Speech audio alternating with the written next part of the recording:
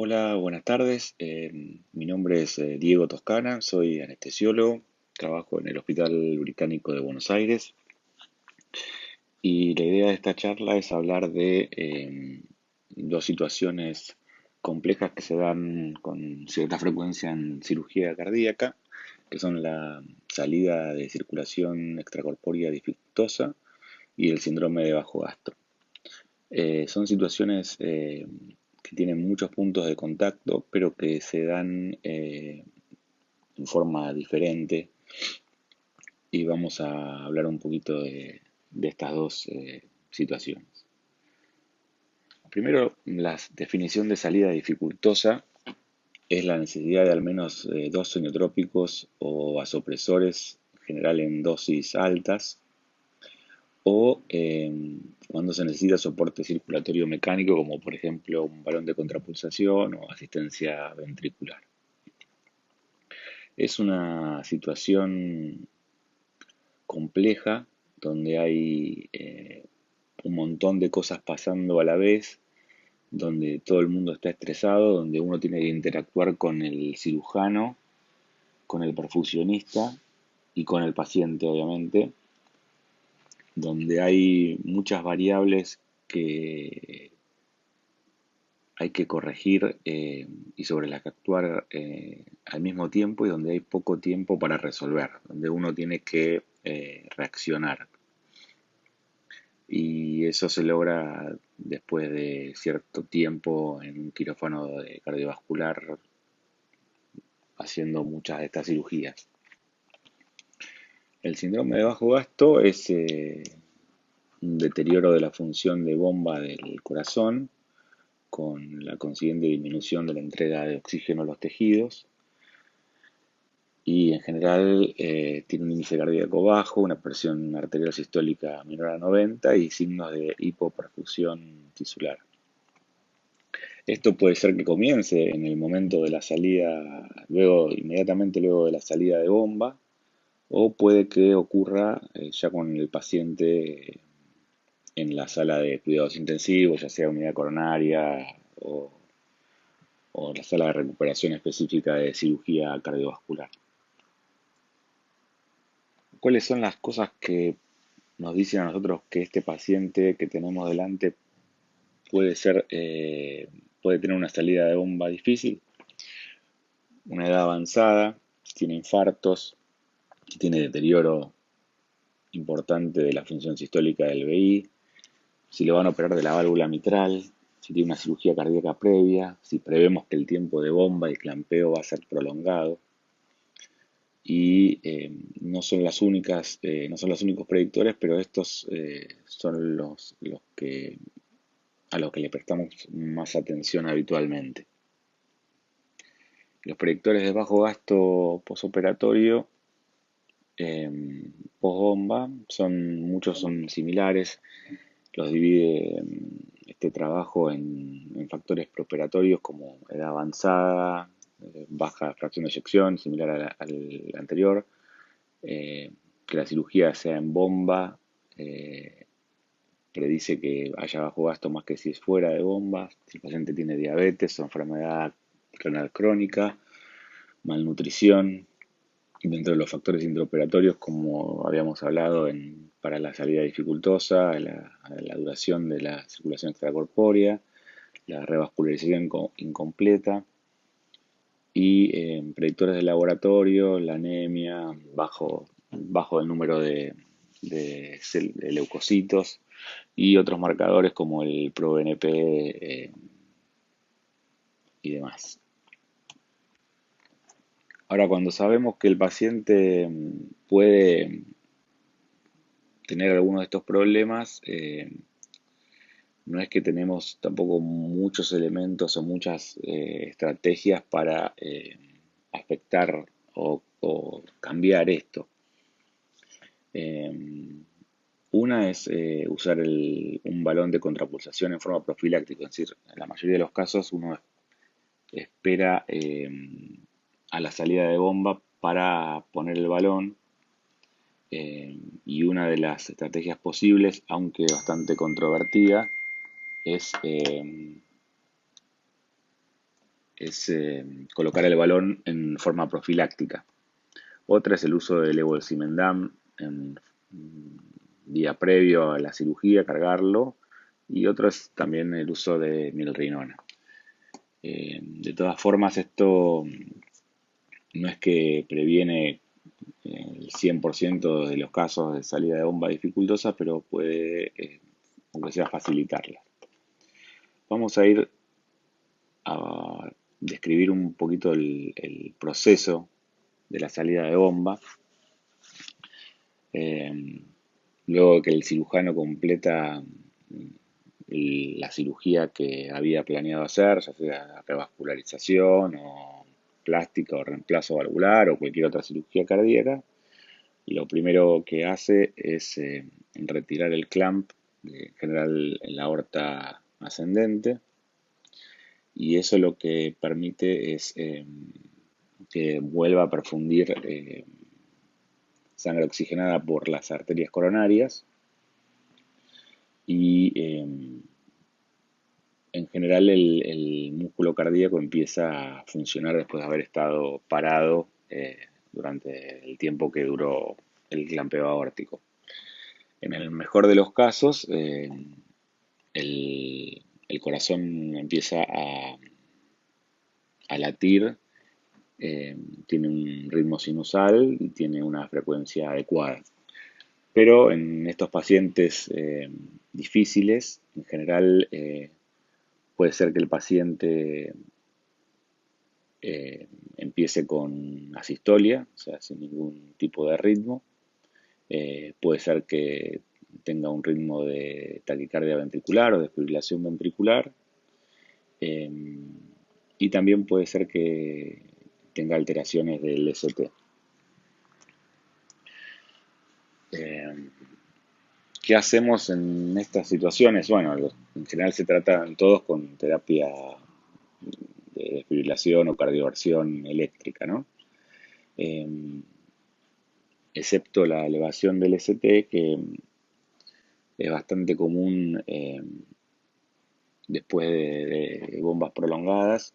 Muchas veces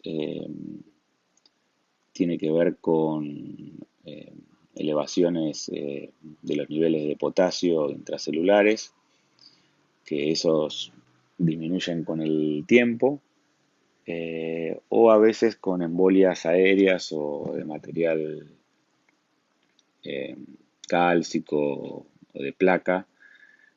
La mayoría de las veces las embolias se producen sobre la coronaria derecha y vemos elevación del ST en las derivaciones inferiores.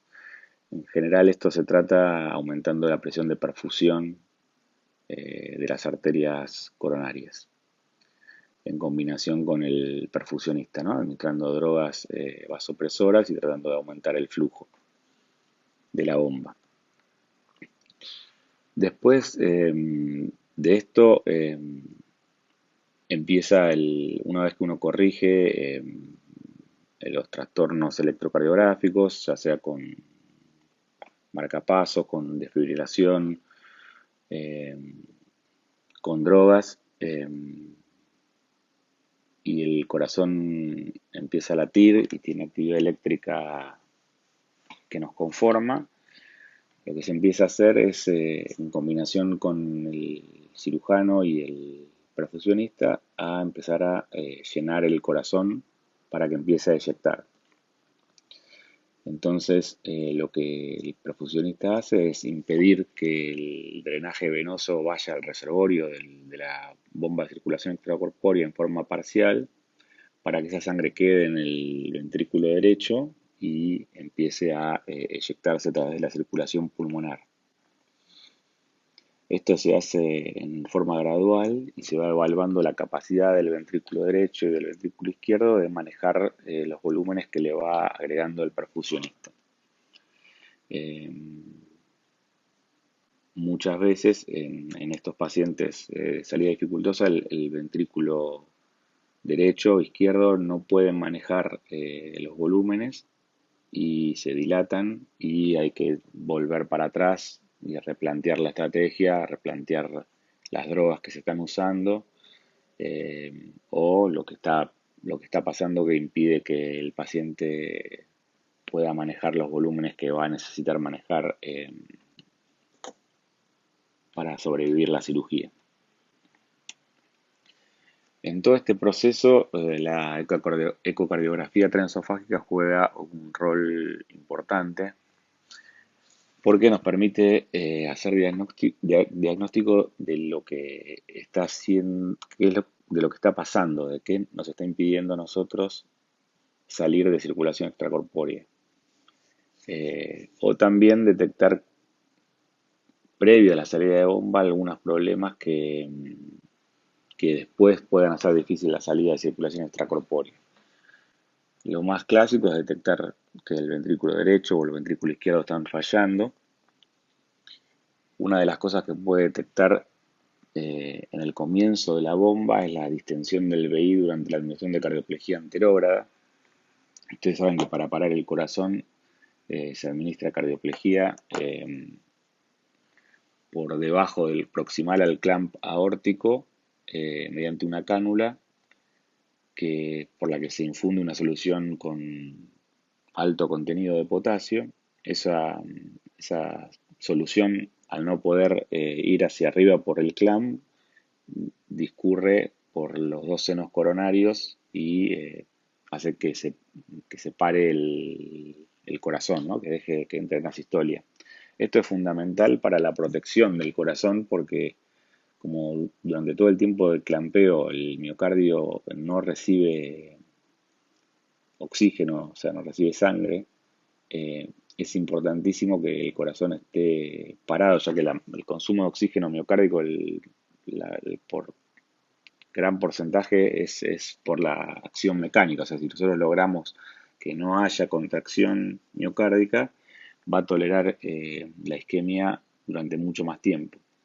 Ahora, una situación habitual es pacientes con insuficiencia aórtica moderada severa, que cuando se intenta hacer la cardioplegía anterior, en lugar de discurrir hacia los dos senos de Valsalva coronarios,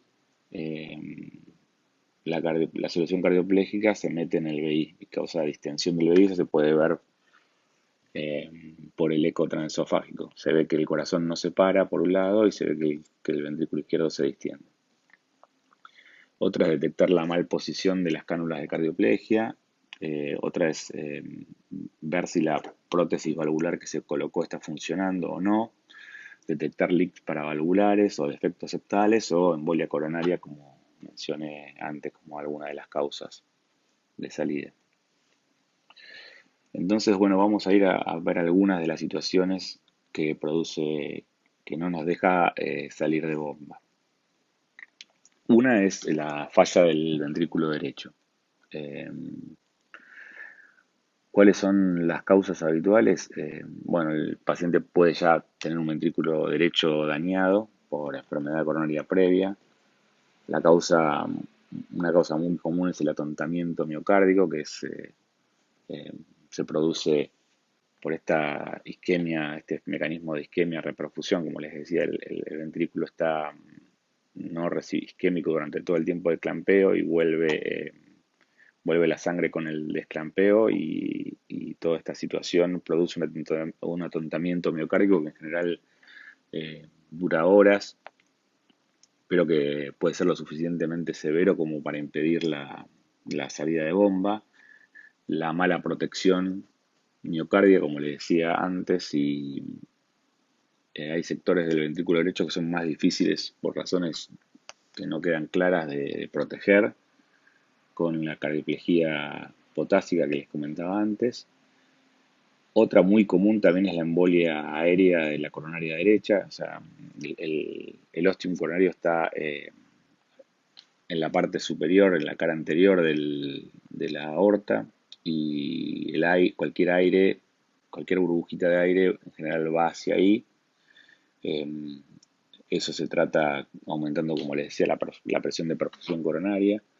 Puede haber un puente hacia la arteria coronaria derecha o hacia la circunfleja, si es dominante, que esté acodado, y eso impide el normal funcionamiento del BD por isquemia. y otra es la baja presión de perfusión coronaria. ¿Cómo lo vemos esto? Lo vemos con una PVC elevada, también lo vemos en el campo quirúrgico porque el ventrículo derecho es el que se ve a través de la esternotomía, se lo ve dilatado, hipokinético, eh, y después mediante ecocardiografía podemos hacer algunas mediciones como el TAPSE, la onda S prima en el Doppler tisular, o medir el diámetro del BD, o hacer un cambio fraccionario de área del BD. La realidad es que, como les decía, la situación de salida de bomba es una situación donde hay poco tiempo para hacer y detenerse en estas mediciones. Así que cuando uno tiene cierta experiencia en ver ecos esofágico con solo mirar, por ejemplo en esta imagen, que es una imagen en una ventana medio esofágica de 4 cámaras, donde se ven las 4 cámaras cardíacas, arriba la aurícula izquierda, pegada al transductor, la aurícula derecha a la izquierda de la pantalla y los dos ventrículos izquierdo y derecho. Y lo que se ve en esta imagen es un claro aumento del volumen del ventrículo derecho que se lo ve fácilmente en la comparación con el izquierdo. En general el ventrículo izquierdo es más grande que el ventrículo derecho y forma la punta del corazón. Acá ven que la punta la está formando el ventrículo derecho y es claramente más grande, está dilatado. O sea, esta situación en general no nos permite salir de bomba en forma exitosa. Eh, hay que actuar, digamos. ¿Qué hacemos cuando falla el ventrículo derecho? Y no tiene tampoco muchos botones o perillas que apretar, ¿no? Uno puede optimizar la precarga. Esto en la situación de salida de bomba se hace en combinación con el perfusionista porque como las cánulas están conectadas, uno puede ajustar la cantidad de sangre que queda o no en el corazón. Una vez que ya está desconectado de circulación extracorpórea, podemos actuar sobre la precarga con ya sea aumentándola con fluidos o disminuyéndola con diuréticos o vasodilatadores. Eh, de todas formas, el uso de vasodilatadores es complejo porque en general en situaciones de salida de bomba dificultosa la hipotensión está siempre. Otra cosa importante es optimizar la postcarga del BD, optimizando la oxigenación y la ventilación pulmonar. Después, actuar sobre la contractilidad del BD mediante drogas inotrópicas. Después vamos a hablar con un poquito más de detalle de este tema. Y si eso falla, usar métodos de asistencia ventricular mecánica. Y en caso de hipertensión pulmonar, tratar de vasodilatar la vasculatura pulmonar. Esto se puede hacer mediante el uso de inodilatadores, como por ejemplo la milrinona, o mediante el uso de vasodilatadores inhalados como el óxido nítrico, por ejemplo. Otra causa habitual de dificultad en la salida de bomba es la falla izquierda. Acá también tenemos algunas perillas sobre las que podemos actuar, que son similares a las del ventrículo derecho. Podemos optimizar la precarga y la poscarga de la misma manera, ¿no? Regulando la carga de fluidos, si estamos si estamos conectados a la bomba o no, si no estamos conectados mediante diuréticos o vasodilatadores, eh, optimizar la oxigenación y la ventilación, después actuar sobre la contractilidad del BI mediante inotrópicos o asistencia ventricular mecánica, y acá la diferencia es que también se puede agregar una disfunción de tipo diastólico. En general es difícil que una disfunción diastólica aislada dificulte en forma significativa la salida de bomba, pero puede suceder. En general, cuando se ve disfunción diastólica y dificultad la salida de bomba, está asociada a una disfunción sistólica del BI también. Entonces, ¿cómo vemos la precarga? ¿Cómo evaluamos la precarga? La vista que a mí me resulta más más clara es por la ventana transgástrica, un eje corto del ventrículo izquierdo a nivel medio papilar. Esa es la imagen que ustedes ven a la izquierda. Se puede ver cómo va cambiando el diámetro o el área de fin de diástole del ventrículo izquierdo cuando la UH es 0, cuando es 4 y cuando es 10. O sea, eso es bastante simple y después de verlo ni siquiera muchas veces uno ya puede estimar si el ventrículo está bien o mal precargado. Por el lado del ventrículo derecho también uno puede ver la misma imagen anterior, donde acá se ve un ventrículo derecho sobre precargado. Otra situación que se ve y que tiene que ver también con la precarga, aunque con otras cosas también, es la presencia de SAM, que es el movimiento anterior sistólico de la válvula mitral. Esto en general se ve en corazones hipertróficos, sobre todo si tienen hipertrofia septal, en corazones desprecargados con resistencias sistémicas bajas y cuando se están usando dosis altas de inotrópicos. Y justamente el tratamiento del SAM es aumentar la precarga, disminuir la frecuencia cardíaca, disminuir la contractilidad y hasta a veces es necesario usar dosis bajas de betabloqueantes de acción corta como el esmolol para corregir esta situación.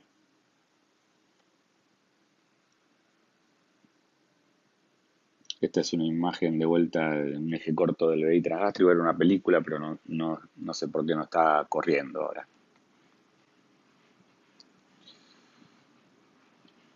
La función sistólica del VI, ¿cómo la estimamos con eco transesofágico?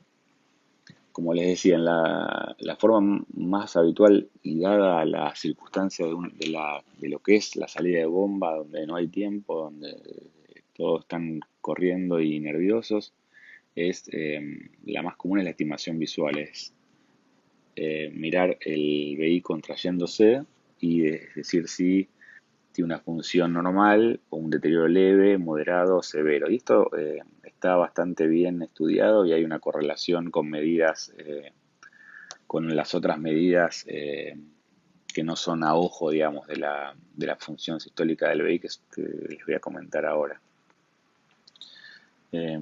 Una forma de medir es medir la fracción de acortamiento. Esto se hace con la vista transgástrica, esta que les comenté antes, eje corto del ventrículo izquierdo a nivel medio papilar, trazar un modo M, poner un modo M, y medir el diámetro de fin de diástole y el diámetro de fin de sístole, que son las dos flechitas amarillas que ustedes ven acá. Se usa esta fórmula de diámetro de fin de diástole menos diámetro de fin de sístole sobre diámetro de fin de diástole por 100%. Y lo importante acá tener en cuenta que lo normal no es el mismo valor que el que da la fracción de eyección o el cambio fraccionario de área, sino que lo normal es entre 25 y 43%. El problema de este tipo de medición es que solo evalúa la función sistólica del ventrículo izquierdo en una sola línea de puntos, digamos. Si el deterioro es global, simétrico en todos los segmentos, esto es bastante preciso. Si el deterioro de la función se encuentra es segmentario y se encuentra en segmentos que no estamos evaluando con esta línea con este cursor de modo M, no lo vamos a captar. Por ejemplo, acá el cursor está pasando por la cara inferior y la cara anterior del VI, y si, por ejemplo, la cara septal o la lateral tienen disquinesia o hipoquinesia severa, no lo vamos a poder ver y representar en el valor. Una forma un poquito más precisa es el cambio fraccionario de área, con la misma ventana, la misma vista. En lugar de trazar el diámetro o de medir el diámetro, lo que se mide es el área de fin de diástole y el área de fin de sístole con la misma forma que habíamos usado anteriormente, reemplazando área por diámetro Eh, y acá sí los valores son similares a los de la fracción de eyección con un normal de mayor a 55%. Y después la otra forma todavía un poquito más precisa es usando volúmenes en lugar de área, porque el área pasa o sea, tiene más puntos que la fracción de acortamiento, pero todavía no usa el volumen completo del vehículo. Entonces, la fracción de eyección lo que se hace es en una o dos vistas, acá se puede usar, por ejemplo, acá se está usando 4 cámaras medio esofágico, se puede usar una sola vista o dos vistas, por ejemplo, el 4 cámaras medio esofágico y el 2 cámaras medio esofágico, medir los volúmenes de fin de diástole, de fin de sístole, usar la fórmula que se ve en la imagen, ¿no? Que es la misma para las tres modalidades, nada más lo que cambia es lo que estamos midiendo, ¿no? Diámetros, áreas o volúmenes. Y lo normal es entre 55 y 75%. Acá se ve cómo hace cómo procesa el equipo las mediciones, lo divide en discos eh, que sumados dan el volumen de fin de diástole y el volumen de fin de sístole. Otra medición que se puede realizar es calcular el volumen minuto. Eh, lo que se hace es primero calcular el volumen sistólico y hay que pensar el volumen sistólico como un cilindro que eyecta el corazón en cada latido.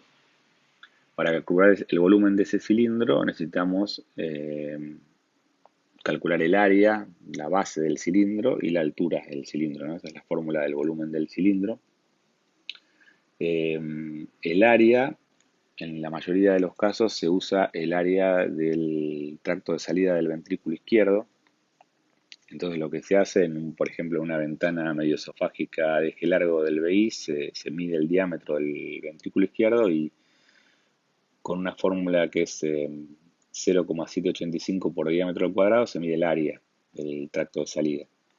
Y la altura del cilindro que eyecta se calcula integrando la curva de velocidad-tiempo de eyección de un latido a través del tracto de salida del ventrículo izquierdo. Esto se hace poniendo en la vista, alineando el eje del Doppler con la eyección a través del tracto de salida, y esto se logra con una ventana transgástrica, ¿no? Una vista profunda, transgástrica profunda, donde se pueden alinear estos ejes. Se pone un cursor de Doppler pulsado a nivel del tracto de salida del ventrículo izquierdo y se obtiene esta curva de velocidad-tiempo. Se multiplican estos dos valores, el área por la integral de la curva de velocidad-tiempo, que es una distancia. Eso da el volumen sistólico. Si lo multiplicamos por la frecuencia cardíaca, nos da el volumen minuto. Esto es, la verdad que a veces la ventana esta transgástrica profunda no es tan fácil de obtener, pero si se obtiene es un cálculo bastante rápido porque el diámetro del tracto de salida del ventrículo izquierdo es un valor fijo, o sea, no cambia con las distintas situaciones que se dan en la salida de bomba, así que uno puede solo ir midiendo el BTI de la eyección y con eso poder seguir valores de gasto cardíaco. Pero como les decía, no es que se hace habitualmente, pero sí se puede hacer como para, aunque sea, tener una referencia, ¿no? Después lo otro que puede pasar es que el ventrículo izquierdo tenga segmentariedad, o sea que no es que esté fallando globalmente, sino que haya segmentos que no estén funcionando y a veces esto también hace que la salida de bomba sea difícil o imposible. Para analizar la función segmentaria necesitamos estas 5 vistas, que son son 3 vistas medioesofágicas y 2 vistas transgástricas. Las medioesofágicas son la vista de 4 cámaras, la de 2 cámaras y el eje largo del ventrículo izquierdo. Y las vistas transgástricas son el eje corto del ventrículo izquierdo medio papilar y el eje corto basal. Y acá lo importante es saber qué caras estoy viendo en cada una de estas vistas. En la vista de 4 cámaras, las caras que veo son la cara septal y la cara lateral. En la vista de 2 cámaras lo que veo es la cara anterior y la cara inferior. En la vista de eje largo del ventrículo izquierdo veo la cara anteroseptal y la cara posterior. Y en las vistas transgástricas veo todas las caras, todos los segmentos, pero a nivel papilar o a nivel basal. Así, el corazón se divide en 16 o 17 segmentos si contamos el capa apical, y así podemos ir informando e identificando cuáles son los segmentos que están disfuncionando. Una vez que identificamos los segmentos que disfuncionan, podemos inferir cuál es la coronaria si hay un puente, o incluso la coronaria que podría ser el problema. Entonces, por ejemplo, en el 2 cámaras, si nosotros vemos una aquinesia de la cara inferior, podemos suponer que es la coronaria derecha. En un eje corto transgástrico, si vemos caerse la cara lateral, podemos suponer que es la circunfleja. Y si vemos que es la cara anterior, podemos suponer que es la DA. Esto es un poquito más complejo porque hay situaciones de dominancia circunfleja o de codominancia, pero uno puede ir acercándose al diagnóstico y ayudar o indicarle al cirujano que, por ejemplo, el puente de la DA no está funcionando, o está quinqueado, o está tapado, y así poder quizás solucionar eso, rehacer el puente y poder salir de bomba con mayor facilidad. De disfunción diastólica no me voy a extender mucho porque les dije que es una situación que en forma aislada no causa habitualmente dificultad en la salida de bomba, sino que se aparece asociada a la disfunción sistólica cuando no podemos salir de bomba. Sin embargo, acá están, para que ustedes los tengan, los parámetros que se pueden usar para evaluar la disfunción diastólica. Acá hay estrategias que usan el E sobre E, si parten de un paciente con función sistólica normal, o el E sobre A si parten de un paciente con función sistólica deprimida. Como les decía, esto no lo medimos con habitualidad en el quirófano en esta situación, pero lo que sí, de la forma que uno puede asumir que el corazón está con una disfunción diastólica, por ejemplo, se ve cuando uno está usando SWAN y eco transesofágico al mismo tiempo, porque, por ejemplo, puede haber presiones de llenado altas en el SWAN y ventrículos que parecen vacíos e hipertróficos. Esa es una situación clásica donde uno asume que existe una disfunción diastólica y que el ventrículo necesita presiones de llenado altas para ser llenado. Esto se ve habitualmente en pacientes con cardiopatías hipertróficas o estenóticos aórticos de larga data que ya han hipertrofiado el miocardio izquierdo. Otra situación que causa mucha dificultad en la salida de bomba es el síndrome vasopléjico. Y es bastante común, bastante habitual. Las características son la hipotensión, las resistencias bajas, el gasto cardíaco puede estar normal o elevado. Uno puede ver en el eco que el ventrículo izquierdo se mueve y el ventrículo derecho, ambos se mueven bien. Las presiones de llenado, si usamos SWAN o PVC, son normales o bajas.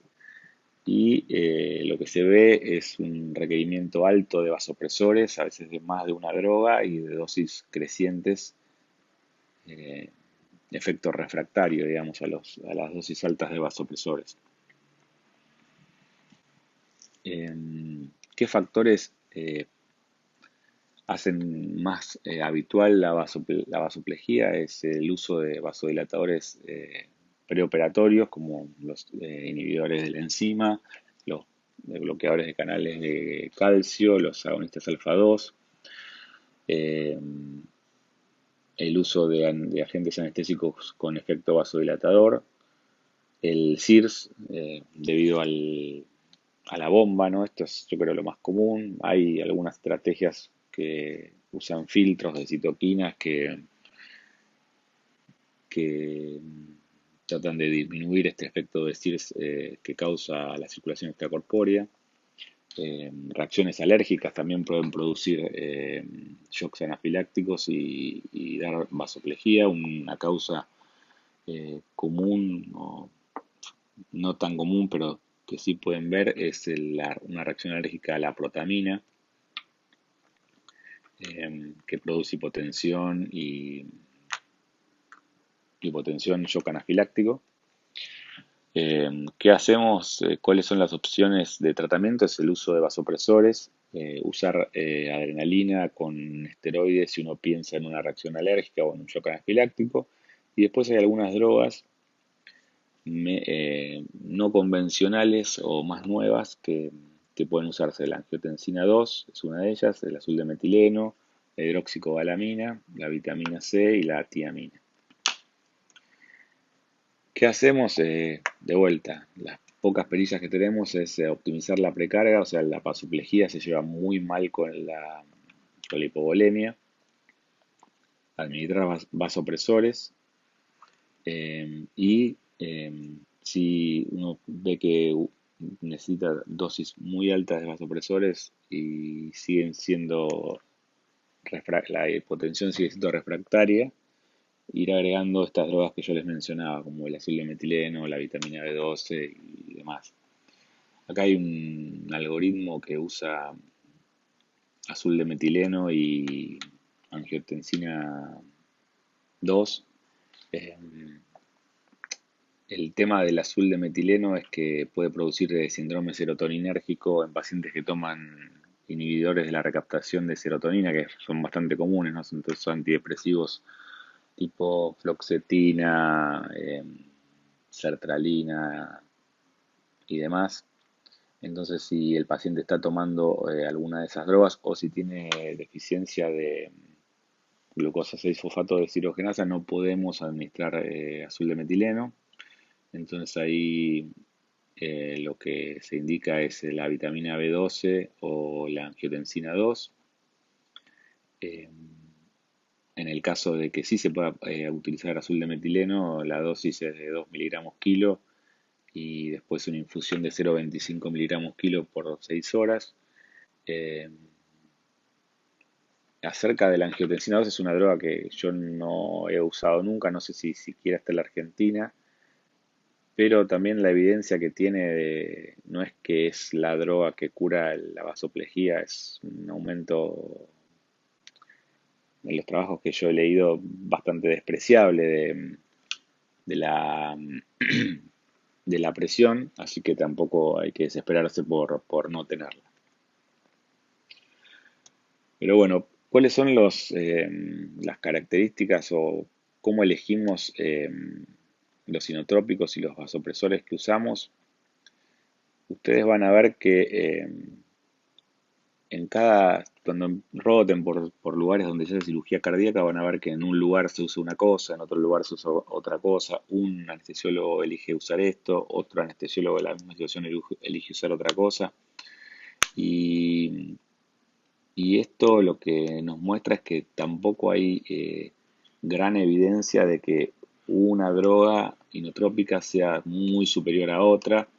eh, Así que tampoco escuchen mucho o le hagan mucho caso a esa gente que se fanatiza con una u otra droga. En general lo que pasa es que es la droga que ellos se sienten cómodos, se saben usar y nada más, pero no es que uno tiene que sí o sí, y si no está asesinando a los pacientes si no usa la droga que les están diciendo. Eh, Acá están las características de las drogas, ¿no?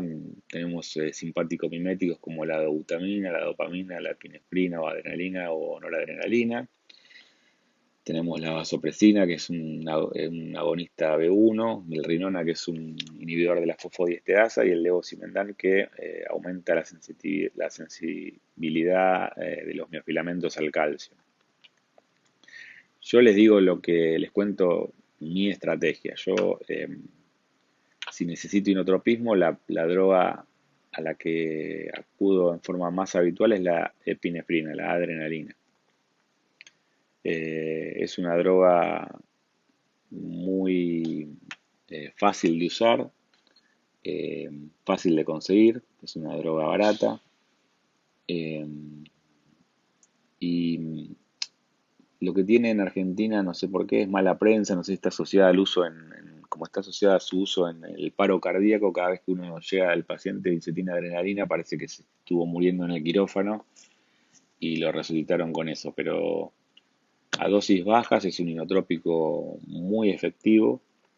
Eh, Otra cosa que hace que tenga un poquito de mala prensa es que los niveles de ácido láctico son un poco mayores cuando se usa adrenalina, pero es por un tema metabólico más que por alteración de la perfusión o porque no aumente el gasto en forma significativa. Pero bueno, como que cosméticamente queda peor cuando el ácido láctico es un poquito más alto cuando usamos adrenalina. ¿En qué situaciones elijo usar un inotrópico diferente a la adrenalina? Cuando, por ejemplo, los pacientes tienen FA, fibrilación auricular, y no quiero que aumente el pasaje de estímulos desde la aurícula hacia el ventrículo. La epinefrina y la adrenalina hace esto. Entonces, en esas situaciones, eh, elijo usar o asociar milrinona. O sea, o no uso la epinefrina o bajo mucho la dosis y agrego milrinona. Y para vasopresores, la droga de primera elección en mi experiencia es la noradrenalina. Y lo que hago cuando necesito dosis altas de noradrenalina, llega a un punto, le agrego vasopresina. La milrinona, como tiene efecto vasodilatador importante, sistémico, en general la asocio con norepinefrina.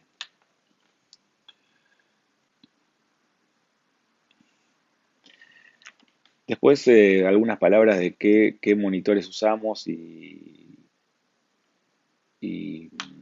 por qué.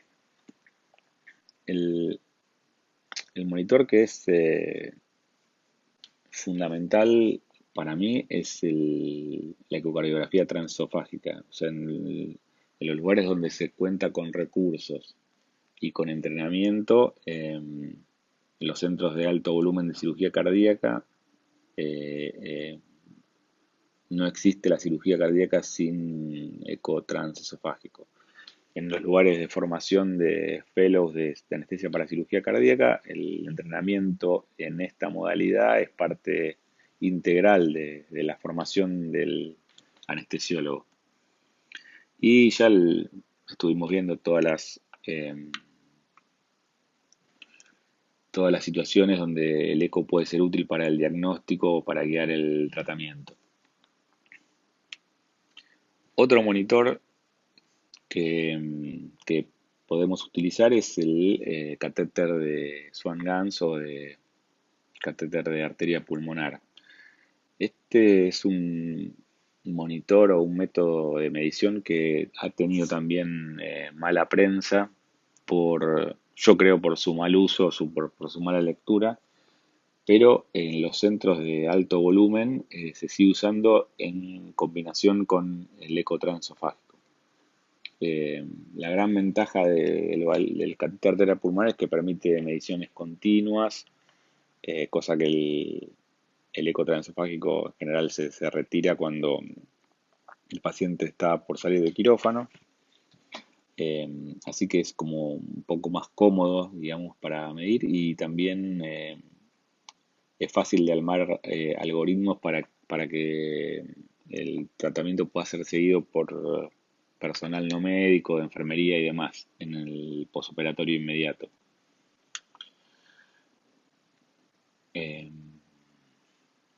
otras, otros métodos de monitoreo son, por ejemplo, los métodos que permiten la medición de gasto cardíaco por análisis de la curva arterial, por el análisis de contorno de la curva arterial. Esta foto es el FlowTrack, que es un transductor de Edwards que permite, por un método no calibrado, estimar el gasto cardíaco, además de otros datos como la variación de volumen sistólico. Y el tema es que con el tórax abierto, con el pericardio abierto, estos datos no son tan útiles. Sí el de gasto cardíaco, aunque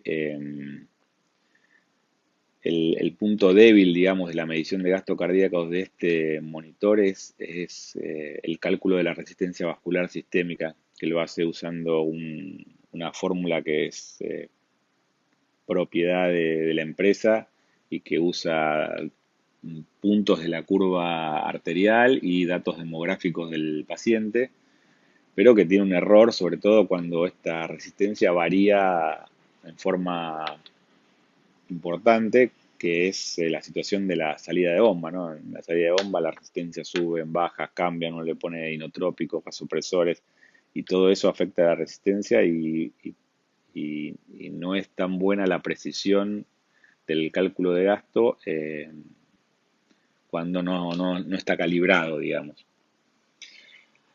Por eso esta misma empresa lo que desarrolló es el sistema que se llama Volume View, que es también un transductor que mide presión a nivel de la arteria femoral, pero que se calibra mediante la termodilución transpulmonar con un catéter en una vena central, ¿no? En general en la yugular interna.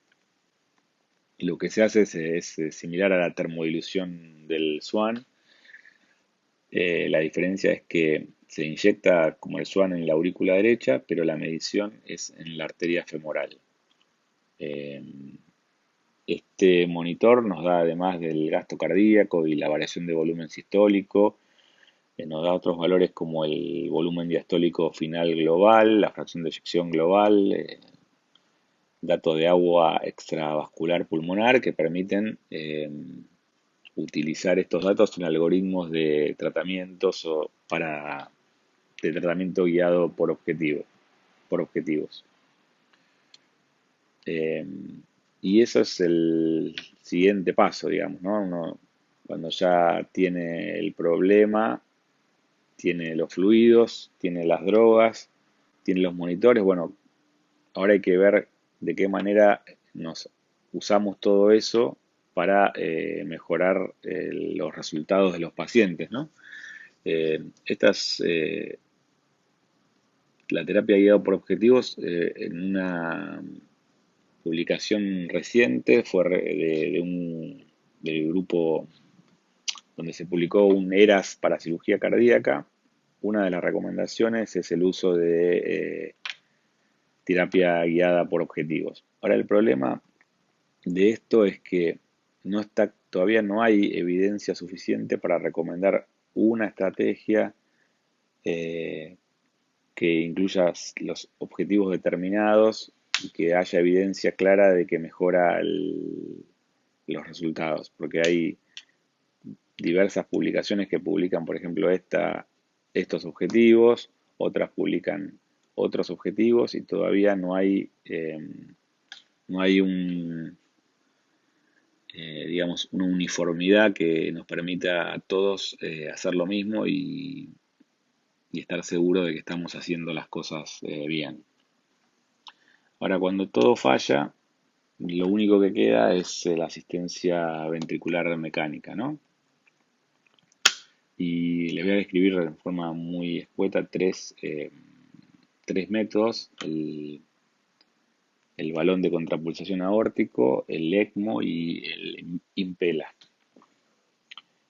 El balón de contrapulsación aórtico es un balón que se coloca por medio a través de la arteria femoral.